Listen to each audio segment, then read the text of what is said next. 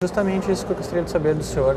Como é que o trabalho com a genética ele pode ser feito sem que rompa essa barreira da legislação e até mesmo da ética? Da barreira ética? Isso. Pois é,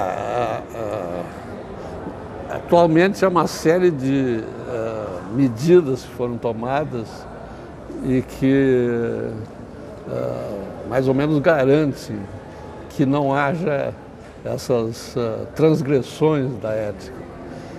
Praticamente em todas as universidades como a nossa ou outras instituições de pesquisa, existem comitês de ética que examinam sempre, antes do início de qualquer investigação, se ela tem ou não implicações que possam levar a problemas não éticos. Então, além disso, no Brasil, há uma Comissão Nacional de Ética e Pesquisa, chamada CONEP.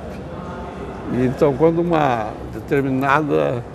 determinado comitê de ética institucional considera que o assunto transcende o âmbito dele, esse processo é encaminhado lá para Brasília para o exame dessa comissão, Comitê Nacional. Então, há uma série de medidas que asseguram que isso que não haja transgressões, né? Mas acho que, em geral, os cientistas têm se pautado por atitudes basicamente éticas, com algumas exceções, mas que elas eventualmente são descobertas e aí as punições são executadas. E entre os projetos de pesquisa, quais são os que o senhor está envolvido nesse momento? Eu poderia classificar projetos em que eu estou envolvido atualmente num campo amplo chamado de evolução molecular. Como eu disse, essas técnicas de biologia molecular e de bioinformática, elas abriram novas perspectivas em diversas áreas, inclusive na área de evolução. Então, esse ano agora é especialmente importante para nós, porque se comemora os 200 anos do nascimento do Charles Darwin, que foi realmente quem colocou a evolução biológica em termos estritamente científicos, e os 150 anos da publicação do seu livro mais importante, que foi A Origem das Espécies. Então, essa área de evolução biológica que foi assimilada com a genética na época lá da década de 40, 50, do século passado, foi uma chamada síntese evolutiva.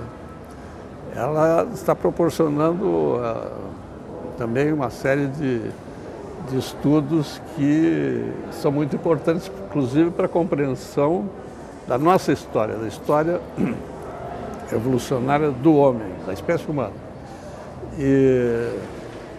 Então, o meu foco principal é a espécie humana, e mais especificamente os grupos ameríndios, que são, vamos dizer, os que estão aqui já há muito tempo, e aqui no continente.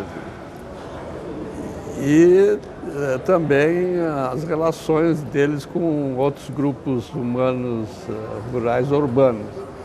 Agora, além disso, nós tenho uma equipe grande de pessoas que colaboram comigo, trabalham comigo, e nós estamos também investigando uma série de outros organismos.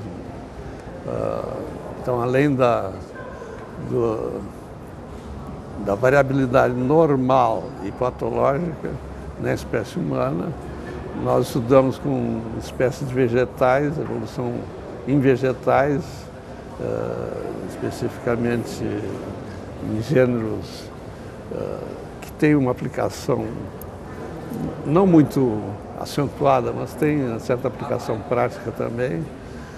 E também eu tenho colaborado na orientação de pessoas na área da genética da conservação.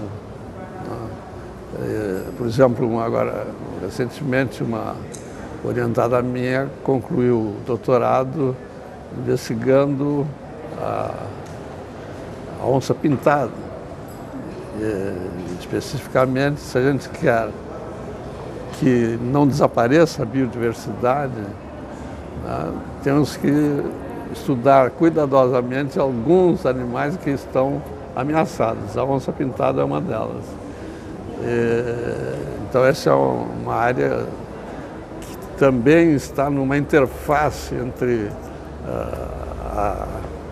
a ciência acadêmica e aplicada. A ideia é sempre essa, de sem prejudicar, né, o